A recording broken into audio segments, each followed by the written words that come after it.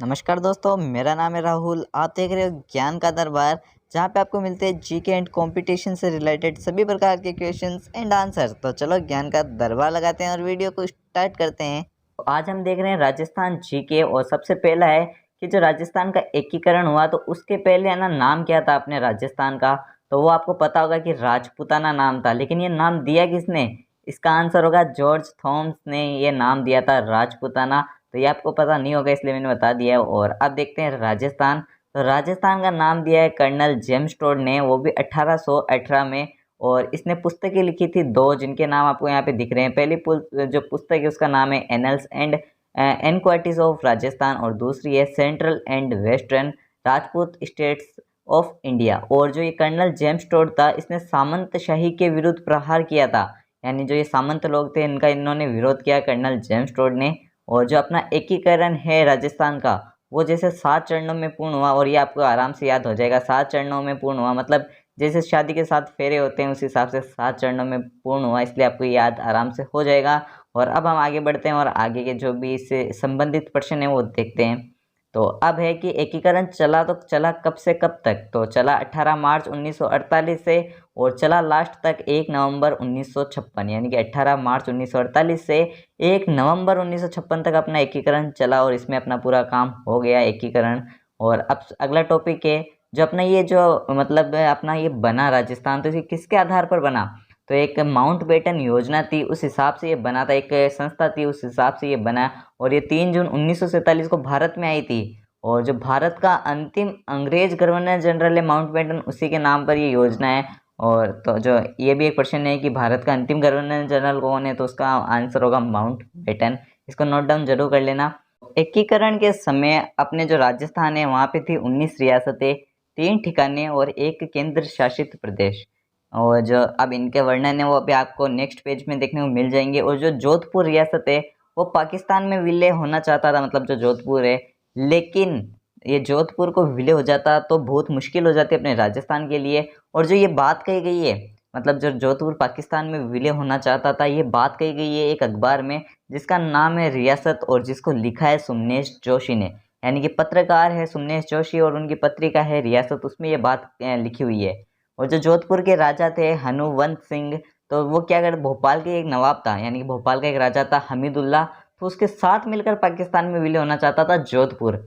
यानी ये जोधपुर का राजा हनुवंत सिंह और नवाब हमीदुल्ला, ये दोनों मिलकर पाकिस्तान में विलय होना चाहते थे, लेकिन ऐसा नहीं हो सका। वो अभी आगे आपको जैसे जैसे हिस्ट्री होती जाएगी आपको पता चलता रहेगा। और अब मैं आपको 19 रियासतें, 3 ठिकाने और 1 केंद्र शासित प्रदेश की जो भी महत्वपूर्ण बातें हैं वो मैं आपको नेक्स्ट पेज में बता देता हूँ। और वीडियो पसंद आए तो लाइक कर देना। तो सबसे पहला टॉपिक है राजस्थान की सबसे प्राचीन रियासत कौन सी थी? तो ये होगा मेवाड़। और सबसे नवीन रियासत थी झालावाड़।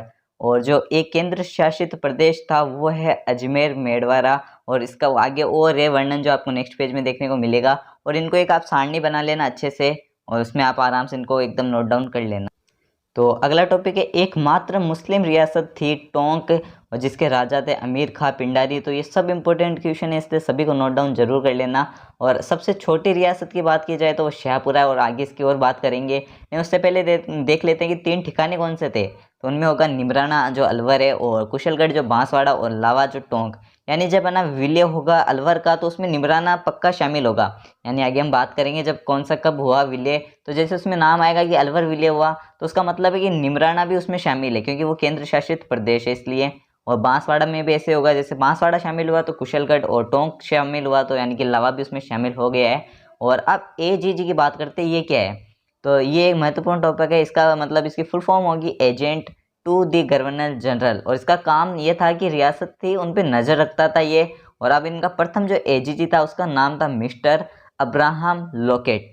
और जो सेकेंड होगा, यानी कि 1857 की जब क्रांति हुई थी उस समय जो एजीजी था वो था जॉर्ज पेंटिंग लॉरेंस। तो इनको थोड़ा यहाँ पे कट हो गया, लेकिन आप लिख लेना, वहाँ पे है लोकेट, यहाँ पे है लॉरेंस। और अगला है अंतिम जो अंग्रेज था उसका एजीजी कौन था? तो उसका होगा जॉर्ज वॉन वेले गिलन। तो ये थोड़ा सा आपको यहाँ पे दिखने में प्रॉब्लम आ रही होगी, लेकिन नोट डाउन कर लेना। बात करते हैं रियासतों की फिर से। तो सबसे छोटी रियासत थी शाहपुरा। और इसमें नोट करने की एक बात और है कि राजस्थान की एकमात्र रियासत जहाँ के शासक सुदर्शन देव ने 14 अगस्त 1947 को पूर्ण उत्तरदायी शासन की स्थापना की। एकदम पूरा उत्तरदायी शासन इसने स्थापित किया था, वो भी 1947 में 14 अगस्त को। इसलिए शाहपुरा के बारे में ये बात इंपॉर्टेंट है। और इसके राजा का जो नाम है वो है सुदर्शन देव, तो ये नोट डाउन जरूर कर लेना। और जो एजीजी की बात चल रही थी, अब उसमें आपको नाम यहाँ पे दिख गए होंगे, तो आराम से उनको लिख लेना। और स्वतंत्र भारत में, यानी जब स्वतंत्र हो गया भारत, उसके बाद प्रथम व अंतिम एजीजी कौन था? तो जो प्रथम था वो था हीरानंद रूपचंद, और जो अंतिम था वो शिव दासानी। तो इसको भी जरूर नोट डाउन कर लेना है, कंपटीशन एग्जाम में बहुत बार पूछा गया है एजीजी के बारे में। और इसका कार्य था कि ये जो रियासतों पे उन पे निगरानी रखना, ये आप नोट डाउन कर लेना। और अब अगली रियासतों की बात करते हैं, भरतपुर, धौलपुर, जैसलमेर, करौली। लेकिन नेक्स्ट पेज पे आराम से आपको पूरा समझाता हूँ। तो सबसे पहले है भरतपुर, धौलपुर, जो कि जाट वंशीय रियासत थी, यानी यहाँ पे जाट वंश ज़्यादा था इसलिए, और इन दोनों को इसलिए मैंने सम्मिलित रूप से लिखा है। और अगला है जैसलमेर प्लस करौली, और ये यादव वंश की थी। और जैसलमेर प्लस करौली के बारे में एक जो बहुत ही इंटरेस्टिंग बात है, इसलिए इसको नोट डाउन जरूर करके लिख लेना कि जो यहाँ पे दोनों के बीच में है ना, मतलब जैसलमेर और करौली है ना, इसके बीच में एक त्रिकुट पहाड़ी है जिस पर 2 प्रसिद्ध स्थल है, और जिसके कारण ये दोनों जिले, यानी जो भी जिले हैं, ये फेमस है। तो जैसलमेर पर है सोनार दुर्ग, और करौली में है केला देवी का मंदिर, और इन दोनों को मिला के त्रिकुट दुर्ग भी कहा जाता है। और एक बात और है केला देवी के बारे में, इसलिए इसको भी नोट डाउन कर लेना कि जो केला देवी है उसके मतलब याद में, स्मरण में एक लांगरिया गीत गाया जाता है। तो ये बहुत बार पूछा जा सकता है, इसलिए इसको भी नोट डाउन कर लेना, पूछा गया भी है एग्जाम में, इसलिए इसको नोट डाउन जरूर कर लेना। और अगला है कि सर्वाधिक जनसंख्या वाली जो रियासत है वो जयपुर, और क्षेत्रफल की दृष्टि से सर्वाधिक है तो मारवाड़, क्योंकि उसका क्षेत्रफल बहुत बड़ा था। और अब आगे चलते हैं, तो अब मैं आपको एक रियासती विभाग के बारे में बता देता हूँ कि जो नोट डाउन करने के योग्य है बात, तो इसको भी कर लेना। और इसमें है कि राजस्थान के एकीकरण के लिए, मतलब है ना, ये जो रियासती विभाग था एक मान लो विभाग ही था, तो इसको स्थापित किया गया, वो भी 5 जुलाई 1947 ईस्वी को। और जो इसके अध्यक्ष थे वो थे वल्लभ भाई पटेल। या वल्लभ भाई पटेल ने कहा भाई मुझसे अकेले से इतना काम नहीं हो पाएगा, इसलिए एक सचिव चाहिए था उनको, तो सचिव बनाया वीपी मेनन को। अक्सर सचिव का नाम पूछा गया, इसलिए इसको देख लेना, वीपी मेनन। और ये रियासती विभाग में एक ऐसा था, मतलब अंग्रेजों ने एक विलय पत्र दिया और कहा कि इनमें ना सभी रियासतों के हस्ताक्षर करवाने हैं। तो उस हस्ताक्षर के भी अभी आगे आपको पता चल जाएगा कि किसने प्रथम किए, किसने लास्ट में किए। तो ये रियासती विभाग का मेन यही काम था कि जो विलय पत्र दिया था उस पर हस्ताक्षर करवाना। तो इन्होंने वल्लभ भाई पटेल और वीपी मेनन ने मिलकर ये काम किया। बात करते हैं कि भाई विलय पत्र आ गया तो उस पर सबसे पहले हस्ताक्षर किसने किया, तो वो सबसे पहली रियासत थी बीकानेर, और उसके राजा थे शार्दुल सिंह। तो उन्होंने 7 अगस्त 1947 को वो जो अपने साइन यानी कि हस्ताक्षर वो कर दिए उस विलय पत्र पर जो रियासती विभाग से आया था।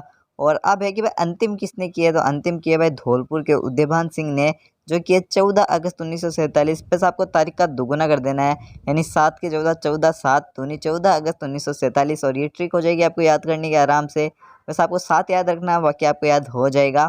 और अब जो एक नीतियाँ और संधियाँ हुई थी उनके बारे में मैं आपको सब बता देता हूँ एकदम डिटेल से, और इनको याद करने की आपको ट्रिक पता चल गई है। लेकिन एक बात और है कॉमन जो आप आराम से याद कर सकते हो, जैसे इसमें 7 अगस्त 1947 है, वैसे अपने जो संविधान का जो बनने में अपना संविधान क्या, जो अपना राजस्थान को एकीकरण होने में समय लगा था वो क्या था, 8 वर्ष 7 माह 14 दिन। तो 7 वहाँ से आपको याद आ सकता है आराम से, इसमें कोई कंफ्यूज होने की जरूरत नहीं है। तो अब अपन देखते हैं ये नीतियाँ और संधि जो हुई थी। तो सबसे पहले भाई जन्मदाता की आश्रित एवं पार्थक्य की नीति जो संधि है, उसके जो जन्मदाता है वो कौन है, तो वो है लॉर्ड हेस्टिंग्स। और सहायक संधि के लॉर्ड वेलेस्ली, आपको पता होगा इसलिए मैं लिखा रहा हूँ, एक बार आपको नोट डाउन हो जाए एक बार इसलिए। और अब है राजस्थान में करौली प्रथम रियासत, जिसके शासक जो उस टाइम थे यानी कि गणेश पाल देव ने 15 नवंबर 1817 को स्वीकार की थी ये वाली नीति, जो सबसे पहले नंबर पर है, यानी कि आश्रित एवं पार्थक्य की नीति जो लॉर्ड हेस्टिंग्स के द्वारा लाई गई थी, उसको भाई इन्होंने मान लिया करौली रियासत के शासक ने। और अब है व्रत और हाड़ौती संघ बनाने का विचार किसने दिया, तो वह है कोटा के महाराजा भीम सिंह ने दिया। मतलब इनके लिए संघ बनते गए कि रियासत में कैसा मिलाना क्या मिलाना, विचार विमर्श के हिसाब से। तो हाड़ौती संघ बनाने का विचार दिया भीम सिंह ने, जो कोटा के महाराज थे। और आगे देखते हैं, अभी 2 टॉपिक और हैं उनको भी देख ही लेते हैं, और वीडियो में एंड तक अभी बने रहना। तो अभी मैं देखता हूँ। अब सबसे पहले भाई वांगड़ संघ, तो वांगड़ संघ बनाने का विचार दिया था डूंगरपुर के महाराजा लक्ष्मण सिंह ने। आप इसे शॉर्ट में आराम से लिख सकते हो, याद रहेगा आपको। और अब है राजपूताना संघ, तो भाई ये इन्होंने जयपुर के मानसिंह द्वितीय यानी सवाई मानसिंह द्वितीय। अब है कि लास्ट था राजस्थान यूनियन, जो भाई भोपाल सिंह ने कहा था बनाने के लिए, मेवाड़ के भोपाल सिंह ने, लेकिन भाई ये 25 और 26 जून को बना था ये राजस्थान यूनियन, लेकिन ये कोई भी सफल नहीं हुए, सब असफल हुए थे। इनका इतना कोई अहम नहीं है, लेकिन भाई कभी कभी पूछ लिया जाता है, इसलिए मैंने आपको बता दिया है। तो वीडियो कैसी लगी कमेंट में जरूर बता देना, और वीडियो पसंद आए तो लाइक तो कर ही देना, उसके साथ साथ सब्सक्राइब कर देना, शेयर कर देना। सब्सक्राइब के लिए आपको पूरी प्रोसेस बताता हूँ। सबसे पहले आपको करना है सब्सक्राइब, फिर जो बाजू वाला बेल नोटिफिकेशन है उसको ऑन कर देना है, और फिर लाइक कर देना है, जिससे आपको जो नेक्स्ट वीडियो होगी उसकी नोटिफिकेशन सबसे पहले मिलेगी। और जो ये एंड स्क्रीन में 2 वीडियो है ये इनको चेकआउट जरूर कर लेना।